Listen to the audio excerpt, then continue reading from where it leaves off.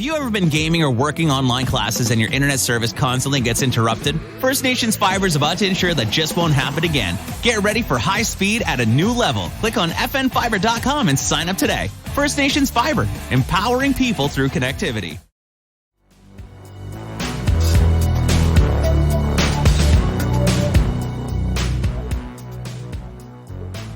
Derek, welcome back. It's been a while. How are you, my friend? I'm doing fantastic. Yourself? I'm doing great. How was your summer? You know what? It went by so fast and it was just a lot of work. I actually did a lot of work. My son was away, so I just decided to just kind of like focus on work in the gym, and it's been busy. Right. And that's the way it goes, right? When your kid responsibilities are fewer, you can focus a little bit more of your attention on your other responsibilities and some of the other things you have going on. And that's something productive to my mind. I mean, I basically spent the summer doing the same thing. Big transitions in my life, all kinds of stuff happening, but not the least of which was work was insanely busy and continues to be busy. Plus, with football season upon us, I'm coaching football 5 nights a week with 2 practices on Friday night. It's batshit crazy. And finding time for yourself can be hard. There's no time for myself. That's a huge problem right now. And it's starting to wear on me a little bit. And so that's actually a really, really great segue into our number one and main most timely topic for the week, and that is keeping your fitness routine going when transitions in your life happen, such as back to school time. So I've noticed, maybe you have in the fitness industry as well, there are 3 or 4 big transition times in a year. First of which is back to school. Second of which is the first snow of the year. Third of which is January 1st. Fourth of which is April. Fifth of which is the end of June when school ends. That's right. And so people tend to fit their fitness routines into those segments. And sometimes it's hard to keep them during the non-time segments. Like, for instance, I lose people for the summer. I just do. There's no way around it. They go to the cottage, they go away. I'm not focusing on fitness. I'm focusing on this other thing. And you know what I find? I find what happens as well is a lot of my clients are mothers. So when there's no school, the kids are at home. The young kids are at home, no daycare. So they try to, instead of coming in at 7 in the morning, they're like, oh, well, do you have anything later on? So you try to accommodate those scheduling along with your current clients who might want to change scheduling for the summer and maybe come in earlier instead of being here at 5 when they're off school or off work or whatever. So it's a whole bunch of scheduling. And I even noticed myself giving away my spots to accommodate people, which is usually a no-no because we all need our mental health. We need our own physical fitness. And I know that you keep that time as sacrosanct for yourself. Yes. Yeah. Well, I've compensated with some people, changed it around, and I'm trying to find time to work out. I've done the same thing. I double up by working out with my clients frequently. Like this morning, for instance, I jumped in with my 10 o'clock client because I'm like, I just don't have time to get anything else done today. So I was in the gym 7, 8, 9, and 10 this morning, and I got a couple later on this afternoon, and that'll be my day. But right now, I'm focusing on bringing back all of my clients into the fold, getting them scheduled and back on a routine that I'm comfortable with and that they're comfortable with. Mm-hmm. That's the hard part. What have you gleaned from having to try to keep clients on track during those transition times? I got to be honest, most of my clients, except some of the mothers that had to take time, they all kind of maintain their scheduling. And if anything, my schedule got even more busier. Mm-hmm. Just maybe people are realizing it's summertime, like, hey, this isn't the way I want it to be this summer. I want to be in shape. Let me get to the gym and start fresh. Or maybe some are realizing, hey, I'm on vacation. I'm not at school, depending on who they are. And I got time to work out. Yeah, my schedule has been so busy. Like, I really don't have any opening spots anymore. Right. And I'm running into the same problem myself, where I have to put people, double them up or put them on a waiting list or tell them like, look, I can see you on the weekend. Mm-hmm. That's the only time I can see you, but that's it. And then that takes up my weekend and takes away time for myself. Exactly. And it feels so bad saying to people, sorry, I'll put you on the waiting list. And I've had to say that a few times, and I don't like saying that because I always want to train everybody. And that's what I did in the past, right, which was hard for me. You don't want to let a dollar go running away. No, exactly. And before I used to just say, okay, we'll come in at 6. I'll find a way to get here at 6 in the morning. I'll be here at 9 at night. And that's what pretty much drove me to the ground. I was going to say, I'm like, that feels like a routine wherein you're just asking to crash after the end of 3 months of that kind of schedule, because that sounds to me like a schedule I have kept in the past, and I've also crashed after. I've done that for 8 years, and then I just stopped. Right. And that's it. Like, at a certain point, you reach a certain age where you're like, okay, I have enough money. I'm losing out by gaining this extra hour of clientele. Like, I'm losing my personal time. I'm losing my mental health. I'm losing the little margins of life that make life a little bit more worth living.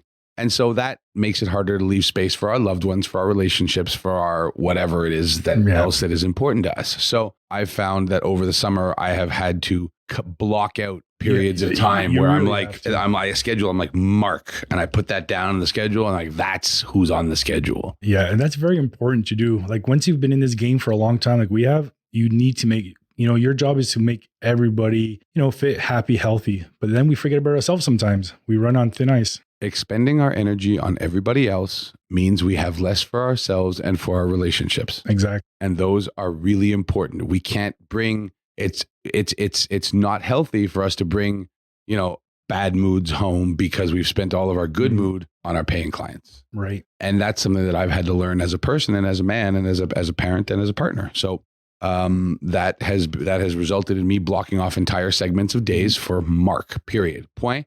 No, I'm not taking clients. Why not? Because that's blocked off for me. So I suppose we can, also ask the same of our clients. So we say, look, you need to block off time for you. You need to block off 2 hours a week where you're coming in here and you're looking after yourself, where maybe you weren't doing that before. So helping people set those boundaries in their own lives is also part of our job. So you'd think we'd be better at it than that, but it's tough.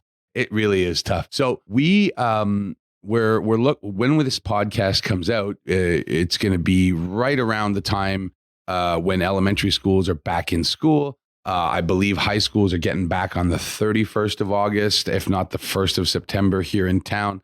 Some are and some aren't. I know that Cégeps across Quebec have already started classes this week. My daughter's hockey season already started. They had a game on Sunday, if you can believe that. Where did our summer go? I don't know. It's crazy. I remember thinking like 6 weeks ago, okay, this is, there's lots of summer left, 6 weeks. Yay. And then gone, just gone. But that's how summers have gone as I've gotten older. It is, because we did the whole Grammy Zoo. We did a few things, but it's not like at our age, kids are older. They don't really do that. We just stay home, swim, chill, enjoy each other's company. It's totally different than when we were younger. Yeah. My kids have stuff they got going on all summer, social and otherwise. And so they are busy. They would prefer to stay in Montreal than to go traveling. So they have expressed that on a number of occasions. We want to stay here. Okay, great. Well, see, my youngest son went to go visit his mom for the entire summer. He just got back last night. So I'm like, hey, buddy, you want to do something? He goes, you know what, Dad, I've been traveling so much with Mom. I just want to stay home. I want to play my video games, talk to my friends. I'm like, all right, then. So we won't do anything for the next 2 weeks before school. Just chill. Exactly. Yeah. I know that's hugely important for some kids. Like I know I'm coaching some kids in football who have no time for themselves. And so I told them, like, oh, Coach Mark, can we go train with you? I'm like, no, your job is to chill today. And so sometimes you just have to tell a kid, okay, they chill. They don't always know to do it themselves. So that's the way it goes. Switching gears for a second, we were lucky here in Ganawage last week to be able to host Charity and Cameron West, who were a couple from British Columbia who are walking across Canada in support of missing and murdered Indigenous people. Fantastic. And so they and I had a discussion about the physical demands of the walk across Canada, and not the least of which was they complained that their rear muscle chains in their legs, their glutes, their hamstrings, their calves, and their plantar fascia were just brutalized. Having walked, we're talking about they left Alberta on May 4th, and they bedded down in Ganawage last week, and they've been since gotten back on the road, and they're walking 5 kilometers at a time. Then they change over, and then they just do that all day long, 300 kilometers. It's crazy. It's so impressive. Such an amazing, amazing idea. And it got me to thinking, what ways could we offer them if they were listening to our podcast? What ways could we offer them to help relieve some of those rear chain pains, some of that rear chain stress? So I thought, what a good way to come up with our top 5 rear chain exercises / stretches to help alleviate some of the pain that they're feeling. That's actually a good question, because a lot of times I always find the rear, the hamstrings and all that muscle, those are the least trained. By far. If you're a home trainee, you're squatting. You don't do anything really for the hamstrings. And, if you have no weights at home, certain exercises are impossible. Can't do a hamstring curl. No, I can't do that. I can't do deadlifts. No deadlifts because there's no weights. Yeah. So those are muscles that atrophy and they get very tight as we age. And if you're going out for a big power walk like they are, and your muscles are tight, you are going to get back pain, heel pain, everything. Yeah, you're going to get plantar fasciitis. You're going to get that pinch right in the middle of your foot. That is the trademark of plantar fasciitis. And I am very sympathetic to them because I love taking long walks. And I, too, have had some of those problems. And all summer long, I've been plagued by sore glutes because I've been attacking my legs this summer in an effort to get back and play touch football. And every time I do so, my hamstrings and my glutes and my lower back, frankly, end up sore and hurting and tender because they are the least trained part of my body. Because for years and years, I played football and I pounded a blocking sled. So we were pushing forward, pushing forward, pushing forward. No rear, no rear, no rear. So my quads, my calves, anterior tibialis, all overdeveloped. Glutes, not so much. You know, this past 3 months, as I've been working out, trying to, you know, make some new records and whatnot, my squatting has suffered because of my back. And no matter what I do, if it's anything higher than 6 reps, you know, it's God forbid I do 10 reps, I'm on the floor, my legs in the air, trying to loosen up my lower back muscles. And I've been trying to figure out what's causing it. And I took out deadlifts from my routine. So I'm thinking maybe my glutes are getting weaker. That is my thought because I've had that too. As soon as I put trap bar deadlifts back into my set, my glutes felt better. Really? Yeah. 100 times better. Like right now, I've been sitting for the better part of this podcast, Derek. I couldn't do that last week. Really, yeah. I couldn't sit any longer than half an hour. My butt hurt that much. So I was overdoing it a little bit. So I've banged out some stretches and I've figured out some stuff that have really helped me. So if we want to make that our number one, deadlifts. Yep. They're the king of exercises for a very good reason. They stretch all of that stuff in the back, our lower back, our glutes, our hips. It is hip mobility central down there.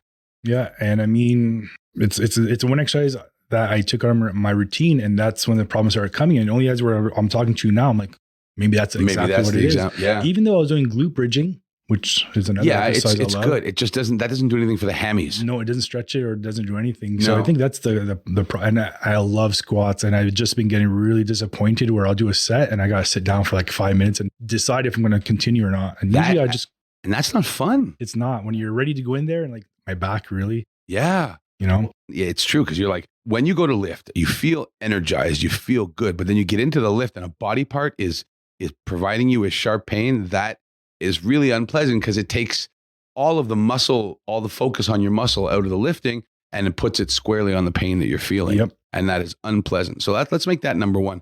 My number two for rear chain development is something that you can do at home for your hamstrings. That's tough, but otherwise can't.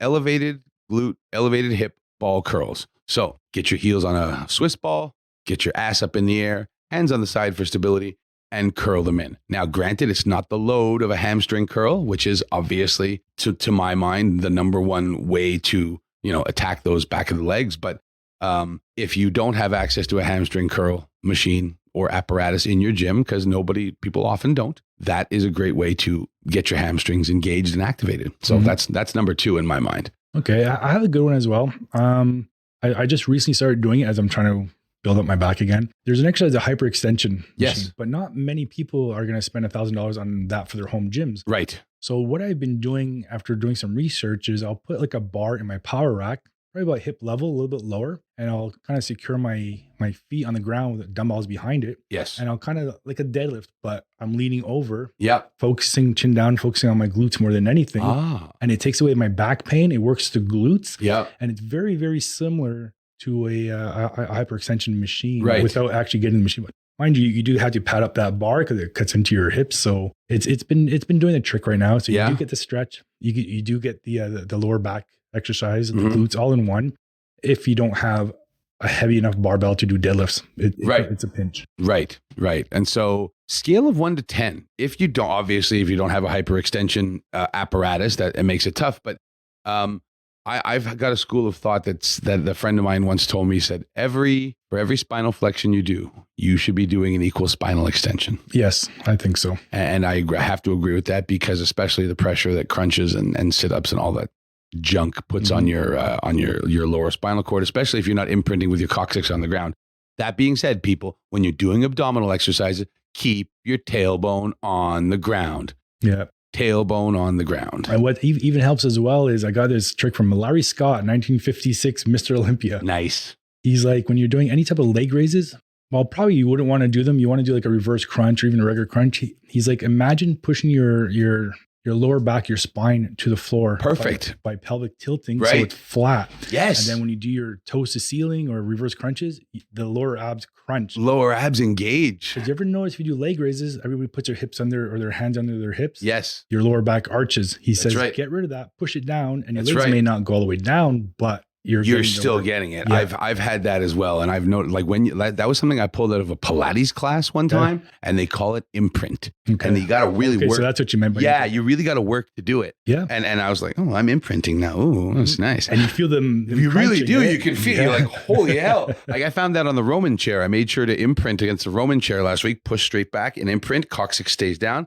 pull up. And I'm like, this is working the heck out of my lower abs. It was great. So when you see people doing 30, 40 reps of hanging toes to bar, you're like, you got to stop, especially the hanging toes to bar. They're just swinging. And it looks ridiculous. They're just swinging. Yeah. Like I don't call any type of workouts down. Maybe they just have to get a certain number to win. But I'm like, if you want to develop the abs properly, yeah, you don't need to do all that stuff. I love the idea of doing exercise for competition. Love it. Don't love the idea of racing through a bunch of those. Like I've seen people do it. It does not end well. I know I had a client. I'll just briefly brush this up. We were doing box jumps. We never do box jumps, never. But she saw on the board, somebody was doing box jumps and it said she did 20 in a minute, whatever the number was, I don't know. And she was doing it. And then she's like, oh, I'm at 18. I can do two more. I said, you're almost done. You know, just go easy. 1, 2, boom. She hit her shins on the box. It was a brand new box, stiff corners. Oh, ripped the heck out of her shins, I bet. It was so bad. Even the girl that was with me, she's a nurse. Oh, Derek, you gotta look at this. I'm like, I don't want to look at it. I don't want to look at that. No. And I patched it up. She went to the hospital, but I'm like, you don't have to rush through it. No, slower is better. Yeah, and there's many different options. So many. And I tell people, I'm like, if I have clients who sometimes really do race through the exercise, they're like, I just want to get this done. I'm like, because they want to get done. Yeah, I'm like, it's time under tension, man. It's not how fast you do the reps that will do nothing for you. I'm like, just, it's like Schwarzenegger used to say, make sure you feel every inch of the muscle fiber when you're working the muscle, so you're completely in tune with your muscles. And he's onto something there, because when I'm doing that, like yesterday I was working lats, I really was just concentrating on feeling all the muscles in the lats, all the attachment points, and I was blown away with how mindful my workout was. Oh yeah, like when you're just repping up and you're doing your whatever chin-ups and you don't feel the muscle, everything's getting tired. But like in the last 4 months, that's my new workout. I'll go really slow. I might not be able to get as many reps. I might have to use a band when I'm doing pull-ups. I remember lying in bed one time and I turned and I never felt a cramp like this from the top of the lat all the way to one lat, but all the way from the top all the way to the bottom. It cramped up. I'm like, oh my god! I feel like it's crunching up as I'm stretching. I'm like, oh man! So it just shows to me that I worked it good. On the one hand, nobody likes a cramp. On the other hand, nope. That's a great feeling, isn't it? That's a great feeling. You're like, oh, every muscle's working there. Yeah. All right. That's a great one. So I'm going to go with number 4. I'm going to actually say my favorite rear chain exercise is standing hamstring curls. There are 3 ways of doing them. You can be seated, you can be standing, or you can be lying on your tummy in a little bit of a convex position. Monster Gym, where I see my clients, has all 3. I always tell my clients to get in the standing hamstring curl. What the reason for that being, seated hamstring curl doesn't do anything for you. There's almost no benefit, none. And the lying hamstring curl puts an undue amount of stress on the lower back, especially on older people over 50. And especially the way some people do them by lifting your hips, bouncing back. Like you're going to tear a hamstring, something. I saw one of my old football coaches at the gym doing that. He was bringing his tummy up off the ground with each one. I'm like, Coach, I'm concerned you're going to hurt yourself like that. He's like, well, I've been doing it for 40 years like this, so I'm going to keep doing it. I'm like, doesn't make it right either. All right. I'm like, you doing it for 40 years doesn't make it right. And you having never injured yourself, well, that's just lucky. Yeah, because sometimes we look at the old past bodybuilders and how they did it. And they didn't have all these technology that we do now. They just did it. And most of them just were genetically enhanced every single way possible. So they are going to build the muscle, So it's kind of like, I actually think that bodybuilders on the gear, it feels lazy to me. It feels like a shortcut. Because I'm like, I see those guys in the gym and they don't train half as hard as I do. Not even close. And I'm like, you're 25, so great. Your body's super efficient and you're on the gear. So, you're getting your blood work done and all the rest of it. But like, I lift more weight than you do. Isn't that the point? But see, a lot of these people that are young that go in that route, because it seems like everybody from Instagram to you name it are all jacked. And I'm like, they even have this thing called the Trend Brothers. I'm like, they must be 19, 20 years old. And, they're trying to give advice on working out. And okay, yeah, they're bigger than me, so I'm not going to say anything. But I'm kind of like, those aren't proper exercise that you're doing. You're swinging the barbell. Okay, it works for you. But you're on the gear. So of course it works for you. But it's so hard to kind of argue with it because, okay, you're big and jacked. Okay, I'm going slow and smooth. Or slow and smooth slow control, and steady, sure. And your arms are bigger than me, so I'm doing it wrong. Mm-hmm. So do I need to kind of swing my weights like him? Yeah, So the answer is of course no. Mm-hmm. And just because someone's big popcorn muscles are inflated on Instagram doesn't mean they know what they're talking about. In fact, I watch I really enjoy pulling up these Facebook videos of the weightlifting tips from 20-year-olds who have never done any weightlifting in their lives, and if they have, they've been doing it for 6 months. And now they're giving advice on the internet. It's my favorite. So I watched a guy literally go, do this and don't do that, and do this and don't do that, and do this and don't do that. And I'm like, you don't do this when you do that. And I'm like, this is all the opposite. There's so much misinformation out there. It really, it feels like, remember the old days in the 90s when like talk shows used to be like the old social media where they talk about these different workout programs and these different trendy things and these different things. Now that's social media and the talk shows are history. It's true. And Instagram is Sally Jesse Raphael. But there's this one video I saw. I'm hoping you saw it because it's hilarious. It goes, training in the 80s. Yeah, Rocky running up the mountains. Yeah. You got picking boulders up and throwing things, throwing sledgehammers. And then it says working out in 2023, there's a guy doing the bird dog on the floor. He's doing one arm lateral cable flies or something. Oh, yeah. Like pick up a hammer and start swinging it. Yeah, seriously. And I think it came down to hard work. Yep. Because all these, I'll use these because I don't like these kids. They're called the Trend Brothers. They're out there doing stupid foo-foo exercises that only would work if you're enhanced. And it's like giving, work hard. Work hard. And you feel that should be the message. Exactly. That should be the message. Work your ass off in the gym. Like there's no greater achievement in my mind than going into the gym, having a killer workout and walking out still intact going, I made that happen. Exactly. And the results are so much more meaningful. 1,000%.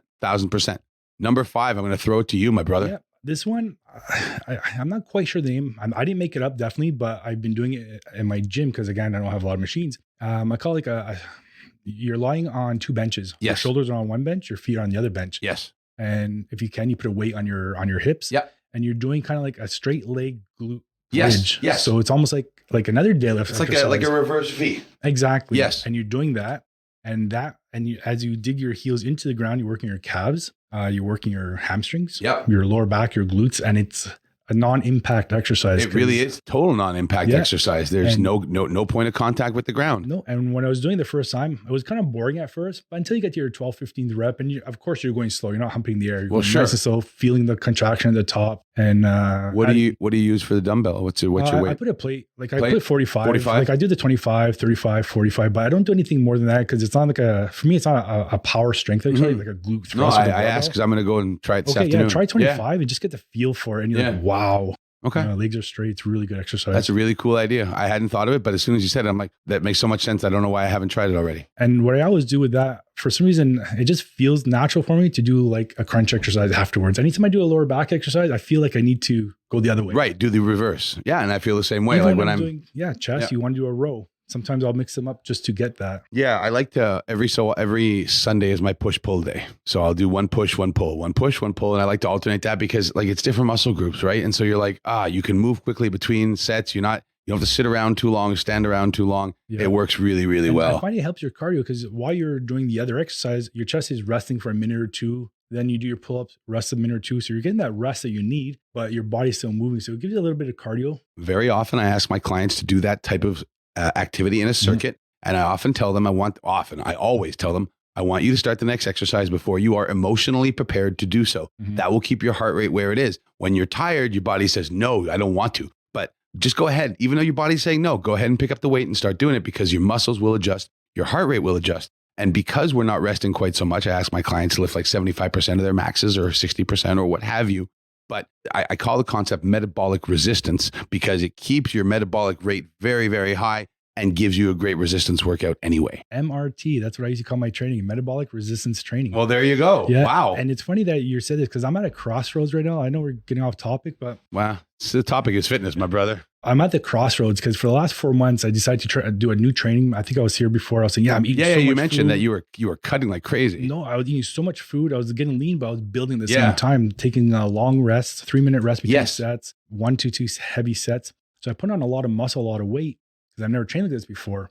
But now at this point, walking around, it's not because of my weight. It's because my cardio suffered. Right. Now I have a hard time breathing. Like right now I feel winded just from talking or coming up these stairs. Yep. So I'm like, I think this is a time where I either need to go back to my old style routine where I am doing exactly what you said, work out, do the other exercise, very minimal rest until like you don't want to be completed rest. But the program I was on, he's like, you're set, rest 3 minutes. Do the next one. So you're completely recovered after each exercise, which great. Like, I got a lot of recovery, a lot of strength gains. I'm stronger than I have been in a long time. Right. Because you're pushing numbers at that point with 3 minutes rest. It'll be like, wow, I can do more reps. This isn't normal. Yeah. Because usually I did the every minute on the minute or every 2 minutes, I timed everything. So I'm in and out within 40 minutes. So as today I'm coming up with my program, like, I should go back to the old school. But I know I'm going to be freaking winded. So I'm like, what do I do? Right. But it's funny that you brought that up. I'm at that crossroads where I think I just need to go back to the old ways for a bit. Perfect. Well, and working that cardio. And that it might be the very best message that we can tell any of our listeners is that constant reevaluation of your fitness routine, constant consideration of what you're getting done in the gym, constant, vigilance on what you're doing is going to make it the maximum possible best routine you can absolutely come up with. Yeah. You got to figure out what your end goal is. If your end goal is just size at all costs, then your cardio is going to suffer. Your fat might increase, but at the end, are you happy with that or you want to have a combination? I think what's important is that you feel great. Mm-hmm. I think that's the most important thing of all. And on that note, we're going to say thank you, Derek DeLille. It's been a pleasure as always, the CEO of Total Fitness right here in Ganawage. Derek, thank you so much. Thank you. And this has been Meatheads. My name is Marc Lalonde. I appreciate you all listening. Have a wonderful day. Thanks for listening to Meatheads, and please check out our other podcasts on Apple, Spotify, or Google, or anywhere you listen to podcasts. Check out The Front Page and The Beating Table.